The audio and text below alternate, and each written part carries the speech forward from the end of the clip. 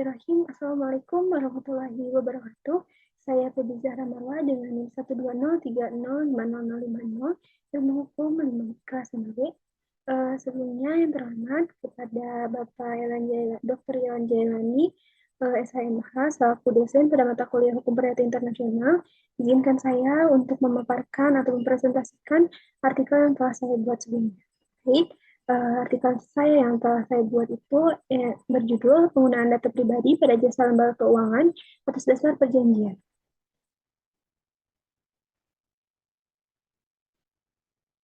Oke, pokok pembahasan pada artikel yang saya buat itu ada 4 macam. Yang pertama, hubungan bank dan nasabah terkait dengan penggunaan data pribadi, data diri. Kemudian ada regulasi yang mengatur tentang perlindungan data diri atas hubungan kontraktual. Kemudian ada juga batasan penggunaan data diri dalam jasa keuangan atas dasar perjanjian. Dan yang terakhir ada kebijakan operasional bank terhadap penggunaan data diri atas dasar perjanjian. Materi yang pertama yakni hubungan bank dan nasabah terkait dengan penggunaan data diri. Secara kontraktual, bank dan nasabah memiliki hubungan tidak terbatas. Namun, bank diwajibkan untuk tidak mengungkapkan rahasia nasabahnya terhadap pihak ketiga, dikecualikan apabila diwajibkan oleh hukum. Kemudian, menurut Bank Setio Rojo, bahwasanya secara filosofis dalam melindungi rahasia keuangan nasabah merupakan sudah menjadi kewajiban bank. Nah, hal ini berdasarkan pada yang pertama, dalam urusan pribadi, setiap orang tidak ikut campur terhadap hak seseorang atau badan hukum. Kemudian yang kedua, bank bertindak sebagai penasihat hukum untuk nasabahnya. Dalam hal ini, guna kepentingan nasabahnya untuk melindungi hak yang timbul karena suatu perjanjian. Kemudian yang ketiga, tertuang dalam UU Perbankan nomor 10 tahun 98, berdasarkan tugas pokoknya, informasi bank berkenaan dengan uang nasabah tidak boleh disalahgunakan. Di samping itu harus dijaga karena hasil daripada dana yang telah dihimpun melalui masyarakat. Kemudian yang keempat, tradisi kebiasaan, dan terakhir tabiat kegiatan perbankan. Materi yang berikutnya mengenai regulasi tentang perlindungan data diri atas hubungan kontraktual. Yang pertama ada Undang-Undang nomor 10 tahun 98 tentang perbankan, yang kedua ada Peraturan BI atau PBI nomor 7/6-PBI/2005 terkait dengan transparansi informasi produk perbankan dan penggunaan data pribadi nasabah. Yang ketiga, Undang-Undang OJK mengenai kewenangan OJK. Yang keempat, POJK nomor 1/POJK.07/2013 berkaitan dengan perlindungan konsumen di industri jasa keuangan. Dan yang terakhir, Surat Edaran OJK nomor 14/SEOJK.07/2014. Nah, ada pula materi yang berikutnya, ini mengenai batasan penggunaan data diri dalam jasa keuangan atas dasar perjanjian. Mengenai prinsip kerahasiaan, sebagaimana pada pasal 40 ayat 1 Undang-Undang Perbankan, menegaskan bahwasannya informasi mengenai deposan serta simpanannya wajib dijaga oleh bank secara rahasia. Kemudian yang kedua, bank itu wajib tidak membuka data nasabahnya ke pihak ketiga berdasarkan hubungan dengan nasabahnya, terkecuali adanya aturan yang mengatur berdasarkan ketentuan yang berlaku. Rujuk pasal 14 Undang-Undang Nomor 21 Tahun 2008 mengenai definisi rahasia bank berdasarkan yang tertuang dalam pasal tersebut, dalam perbankan peraturan ruang lingkupnya terbatas. Yang pertama, adanya segala hal yang berhubungan dengan deposan serta tabungannya juga investor bersama kliennya. Kemudian yang kedua, sebagai pemangku kepentingan bank juga penanam modal beserta investasinya, kecuali yang tidak diperbolehkan oleh undang-undang. Kemudian yang ketiga, demi kepentingan tertentu, segala informasi mengenai deposan, klien beserta tabungan juga investasi dapat diungkapkan. Nah, meskipun demikian, di sini terdapat 6 pengecualian mengenai pengungkapan rahasia di dalam Undang-Undang Nomor 21 Tahun 2008. Ini meliputi 6 hal. Yang pertama, diberikan kebebasan kepada Fiskus mengenai perintah tertulis yang berasal dari administrasi BI atau Bank Indonesia terhadap peminta Menteri Keuangan. Kemudian yang kedua, ada proses perkara pidana seperti kejaksaan dan kepolisian serta hakim atau pejabat yang berwenang atas persetujuan kedua belah pihak. Kemudian yang ketiga, terdapat pengecualian dalam hal perdata, yaitu direksi bank yang berkaitan tanpa adanya persetujuan administrasi BI. Hal ini berdasarkan bank dan nasabahnya. Kemudian yang keempat, sehubungan dengan pertukaran informasi antar bank, pengurus bank mendapat pengecualian tanpa memerlukan persetujuan dari administrasi BI.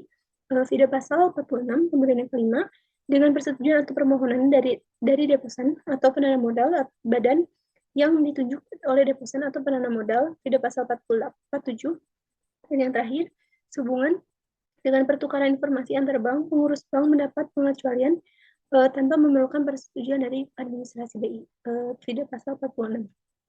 Kemudian materi yang berikutnya, kebijakan operasional bank terhadap penggunaan data diri atas dasar perjanjian.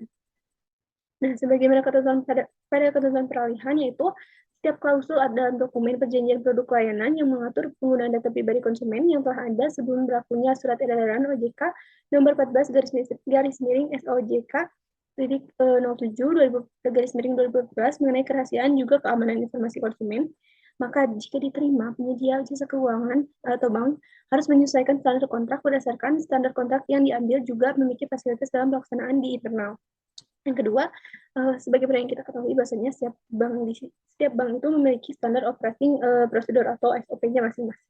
SOP ini atau standar operating prosedur ini merupakan peraturan yang harus digunakan di semua jajaran bank sebagai acuan kerja mengenai konsep perlindungan data pribadi nasabah. Nah, misalnya, di sini saya berikan contoh permohonan pembukaan rekening yang memerlukan data pribadi yang kemudian diserahkan oleh kita sebagai nasabah kepada bank.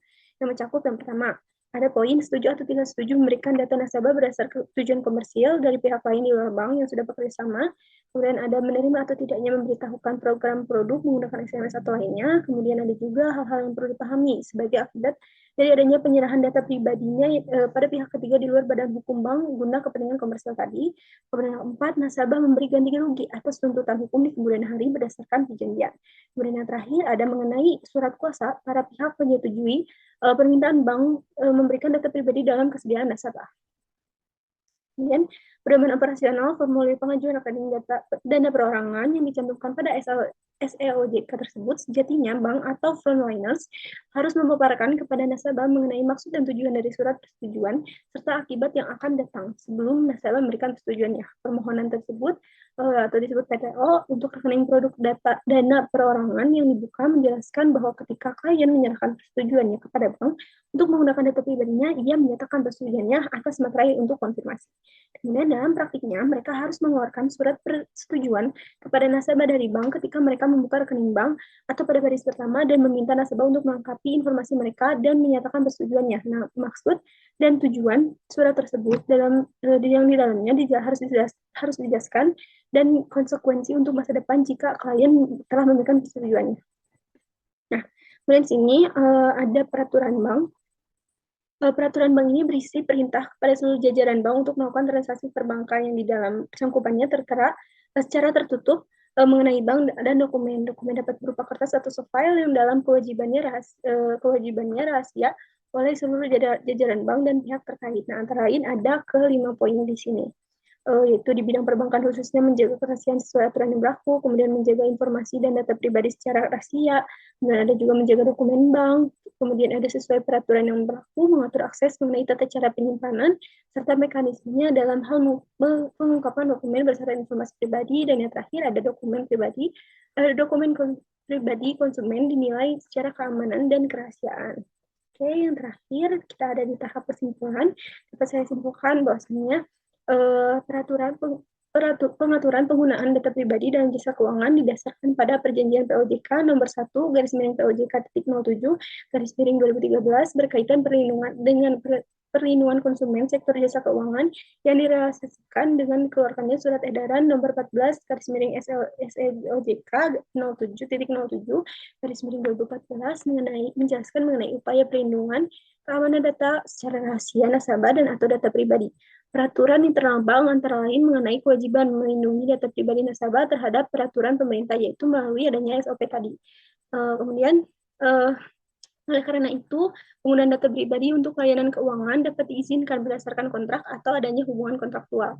Dengan demikian, penggunaan data pribadi jasa keuangan dalam hal ini perbankan dapat diperbolehkan atas dasar telah adanya perjanjian yang menimbulkan hubungan kontraktual antara kedua belah pihak.